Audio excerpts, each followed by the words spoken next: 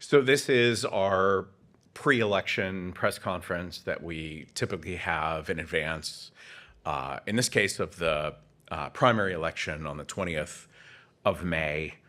Would really like to emphasize and remind voters that every year is an election year. And while as a former election administrator, you experience some of that whiplash between the presidential general election and the next election, which is a municipal primary, and the typical decrease in voter participation that you might see, that not only is every election important, but municipal elections are particularly important, where voters are choosing among candidates who are closest to home, who likely have the biggest impact on their everyday lives. We have two statewide races.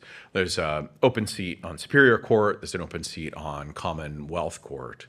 In addition to that, at the county level, there are a number of different offices depending on the county, whether it's Common Pleas Court or Municipal Court or District Attorney, like in Philadelphia, or Mayor, like in Harrisburg, Township Supervisor, School Board members, Election Board workers, the most important people of all when it comes to election administration, are on the ballot this cycle, depending on your county. So just as a reminder, primaries in Pennsylvania are what are referred to as closed primary elections. Only Republicans can vote for Republican candidates in the Republican primary. Only Democrats can vote for the Democratic candidates in the Democratic primary. Independents, third-party voters, and others can vote on Election Day in the primary if their ballot includes what are typically called like ballot questions.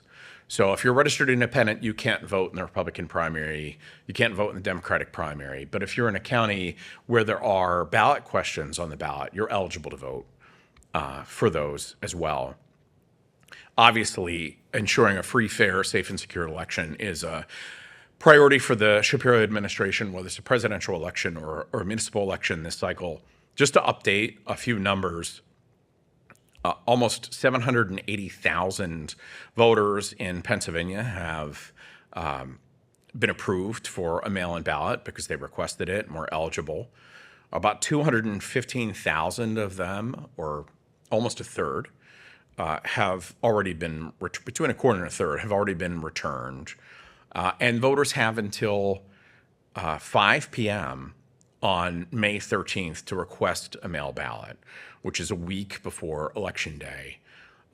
It's very close to Election Day, so when voters receive it at the last minute, they really ought to take care to make sure that that ballot is returned, as in the hands of the County Board of Elections by 8 p.m. on Election Day. Whether they mail it back in time or they return it directly to a Board of Elections office, or whether they're in a county that offers drop boxes where they can return it also directly to the Board of Elections, they should take note of that. There's been so much sort of litigation and conversation about mail ballots over the years, but I want to emphasize that completing a mail ballot and voting by mail is a very simple process. You're making your selection, you apply. If approved, you're making your selections on the ballot. You're inserting that ballot into what's called a secrecy envelope, which is clearly marked. You're inserting that envelope in the outer envelope, and you're signing it and dating it. There's not a lot of steps in this. The instructions are very clear. And if voters follow those instructions, I'm certainly confident that their vote will be counted. We're only 12 days away from the primary. So again, if voters receive their ballot in the days ahead, they should consider the best way to make sure that it's returned to their Board of Elections by 8 p.m. on Election Day.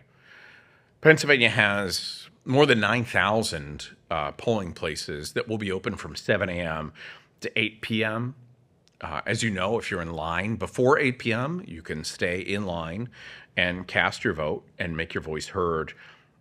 If you requested a mail ballot, received it, but didn't return it, and have it, you can bring it with you, surrender it essentially to the Board of Elections at your local precinct, and then you'll be able to vote in the voting system at that local precinct. If you requested a ballot and either didn't receive it in time, or you left it at home, or whatever else, if you requested a ballot and you go to the polling place on election day and you don't bring it with you, you're still eligible to vote by a provisional paper ballot at that polling place. The reason for surrendering the ballot is to make sure that somebody didn't return a ballot and then is able to vote in person on the voting system.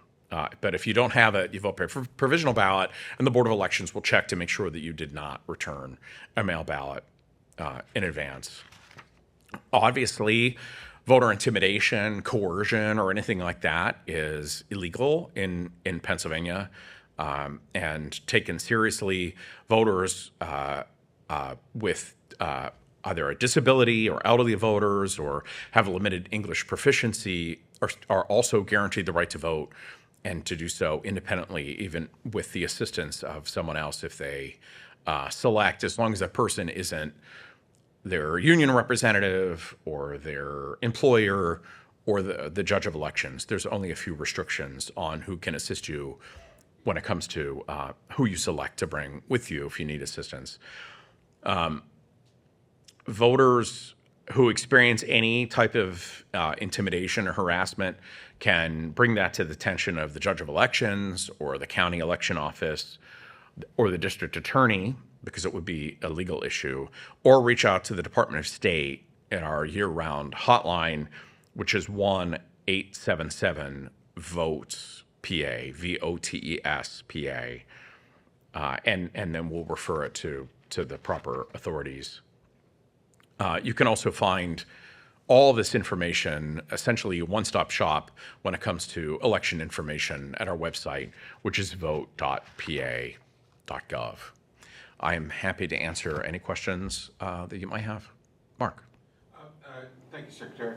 I know in the last, I believe last year, there were a couple of changes to the mail-in ballot envelopes. Have there been any more changes along those lines? And has there been any guidance at all issued by your department recently to counties in terms of how elections are administered? So we did revise the mail-in ballot instructions and materials last year. It resulted in a significant decrease in ballots being rejected as a result. Wanted to make sure that they were as user-friendly as possible to minimize opportunities for voters to make simple mistakes that would result in the ballot being rejected. And I think that was very successful. We're looking at other materials as well to see if there are other things that we can revise to assist voters as best we can. I made a commitment when I became secretary to not issue the second part of your question related to guidance and directives and all that. Made a commitment to not issue them less than 45 days before Election Day. I thought it was fair to voters, thought it was fair to the people who run elections to make sure that everything is as clear in advance as possible without any last-minute changes, unless there's a court order or something else like that that compels a change. So if there's a court decision next week, that affects a directive or guidance, we would reissue it. But otherwise, on our end, we want to make sure that we can communicate well in advance. One of those things is, as you might have followed in federal court, is a federal court decision related to ballots being counted if the voter did not hand date it or misdated it, like they wrote their birthday, as you see sometimes with elderly voters. There was a federal court decision with all the litigation in federal and state court. There was a federal court decision at a very high level that determined those ballots should be counted. So we revised our materials to the counties to make sure that they're aware that if the voter doesn't date it or they misdate it, that ballot will be or should be counted. Secretary, along that line, my understanding is currently the undated or misdated and also unsigned ballots should be counted per court ruling, or is it only dated and not signed? Voters must sign the ballot. That's never really been in dispute. The issue that really has been in dispute with all this litigation, again at the state and federal level, is whether it's necessary for the voter to hand date it. Our position is and has always been the county knows when it mails the ballot out. They know when they receive it back, and they timestamp it. So they know it's received timely. No decisions are being made based on the hand dating of that ballot envelope. I keep saying ballot, but I mean the ballot envelope. And that's been litigated. There's several cases still in play.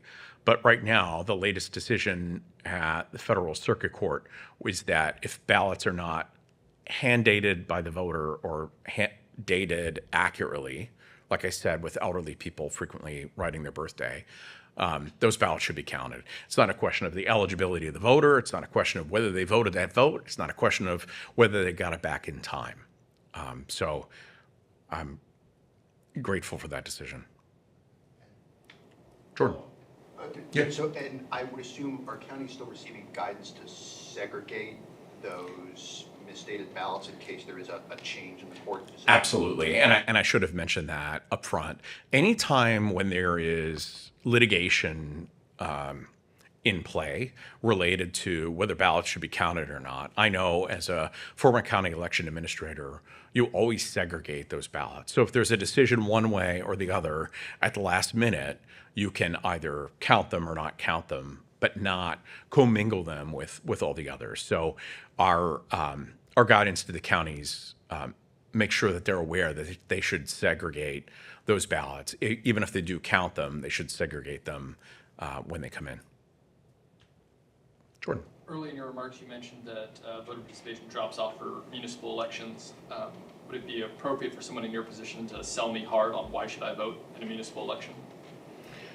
Well, I mean, I typically get all preachy about civic virtue and civic responsibility. I don't know how compelling that really is, but even if I'm speaking from a standpoint of rational self-interest, you're making decisions on who is going to represent you at your local level, who will have probably a bigger impact on your life than some of the bigger offices that draw more attention, whether it's a municipal court judge, whether it's a township supervisor or a mayor or anything else like that. There's sort of a perverse relationship between voter participation and how important these offices are and the impact they have on your everyday life. So I would encourage voters to vote, obviously, if you're eligible to register and if you're registered to vote in every election. Mark. I just want to make sure, I may be confused about this, but when you said that this decision on mail ballot came from the circuit court, are you referring to the Third Circuit, or are you talking about Judge Baxter, the district court judge decision from March? I believe it's a Third Circuit Court decision. I can confirm that for you. I may be turned around on this, but I know Judge Baxter ruled in March about this, but if there's a federal circuit court decision. I'm sorry, it's sometimes difficult to keep track given the sheer volume of litigation regarding this single issue. But I do know that it was a federal court decision that determined that those votes should be counted, and we revised our guidance accordingly. In the past couple months? Yes. Is that posted? It's on your website somewhere. Yes, sir. We can also send that to you. Please do. Jordan. So you also mentioned that security and security considerations for elections are just as tight for municipal elections as they are for federal elections and presidential years. Can you run us through some of that? What are we doing to make sure our elections counts are accurate in municipal elections?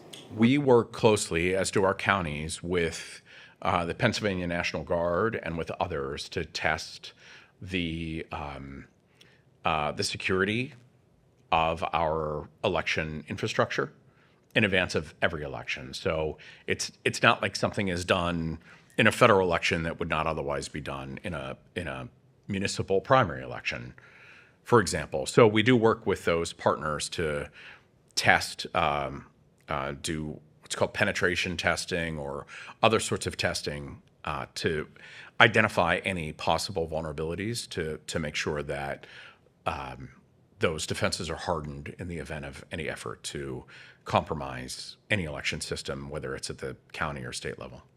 And this is our first election where the support for CISA is either non-existent or severely cut back. Can you talk about the change in relationship with federal resources around election security and protection? Our state and our counties, like other states and other counties, have in the past worked closely with CISA to receive information related to threats and to work with them to do everything from tabletop exercises to cybersecurity testing or anything else. And it's really not about an acronym or an initialism. It's about receiving resources from the federal government that only the federal government can provide, no matter what state you're in. No state can really do all this on its own, especially when it comes to assessing intelligence and information related to threats from foreign actors, bad faith actors, or anything else. So I expressed our concerns about that in a letter to Secretary Noem. And again, it isn't so much about CISA, it's about the resources the federal government provides and how our state and other states rely on it. And I know from attending National Association of Secretaries of State conferences and all the rest, I can't speak for all of my colleagues, but did not see any daylight between red states and blue states, populous states and less populous states in terms of their use of those resources from the federal government. And we're hopeful that they'll continue. Did you get any follow-up from Secretary Noem about what happens next? Did not receive a direct response to the letter, but CISA has been, or the Department of Homeland Security undertook a review, or is undertaking a review to determine what resources they'll provide in the future, and we're hopeful they'll continue to be as helpful as they have been in the past. There have been a couple cases recently, I guess, of people being, local DAs arresting or charging people with trying to do fraudulent voter registrations, registering other people and things like that. Have you seen a trend or an overall, like, does the Department of State look at that if there's an uptick in those kind of cases happening, or trend or anything like that? I haven't myself seen any particular trend where it's more or less likely to occur. I know the Attorney General is looking at it. I know I think at least one district attorney's office is looking at it. In my experience, without speaking to any specific case, voter registration fraud is typically disconnected from voter fraud. There are people who are typically paid a certain amount of money per registration or whatever mechanism that is set up to register voters. And that, in my experience, is when it has occurred. It's occurred very infrequently. And when it has occurred, our county partners did exactly what we would hope they would do. They would identify it. They would segregate those applications. They'd do some research on their own at the county level, and then, when warranted, refer it to law enforcement. One more, Jordan? Only one?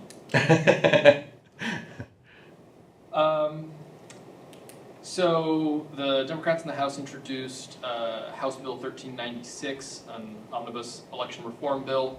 Has your office had the chance to look at that and have a response for how practical implementation is for the various requirements in that bill? I think there are many things in that bill, which is pretty comprehensive, that are significant improvements to how elections are run in Pennsylvania. There's a couple that I've been outspoken about related to improving so-called early voting in Pennsylvania. We don't really have early voting. We have in-person mail-in ballot voting, which is probably the most time-consuming and at times frustrating for voters process of early voting. That's when a voter goes to their county board of elections, they apply for a mail ballot in person. That mail ballot application is processed. If approved, the voter receives the ballot. If they choose, they can complete the ballot and return it on the spot. So that's Pennsylvania's version of early voting. And that's an example of one of the things that's addressed in the bill to, I think, improve the experience for our voters and for our election administrators. Many counties in Pennsylvania don't have the benefit, like I had in Philadelphia, of having 125 people working full time for me. It's 1 or 2 people. So to have 10 or 20 people in line is a heavy burden for them when they're also the people responsible for processing all the other voter registration applications, all the other mail-in ballot applications, and preparing for election day, getting mail ballots sent out, and all the rest. So that's I was grateful to see that's part of it. E-poll books, which many of our counties have embraced, has improved the efficiency of processing voters in line to move those lines along faster. And from the standpoint of an election administrator, one of the best benefits is that the people who work on election day, essentially volunteers, but they're getting paid a little bit, they can get paid faster than they would when a county has to sort of enter in handwritten poll worker forms for who worked that day, what their address is, what their positions were, and all the rest. So that's a big benefit. And also, the bill codifies a few things, including the logic and accuracy testing that we require of our counties. So some of it is sort of like putting that into law, and I think that will be a benefit. But we look forward to working together with all of our partners.